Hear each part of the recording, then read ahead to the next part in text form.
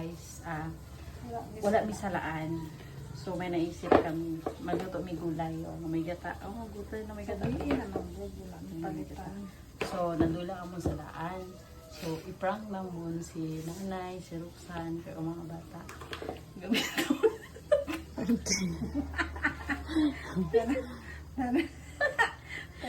Tama-tama gid siya guys. Lace manggod siya. Uy, gwapa na yung panty guys. Yun na. Hindi yung sabak. Why, sige na po tayo dito. Pugaon na ako na ang ano. Sige, turong. Uy, dali no. Ano siya? Tapos sila ipakita ta video patilawon ta anay sila. Okay. Ipang naman siya. Tapos nakita pa ko sa video ka na. Uy, alam man. Panty mo ba yan? Uy! Kailan sa na panty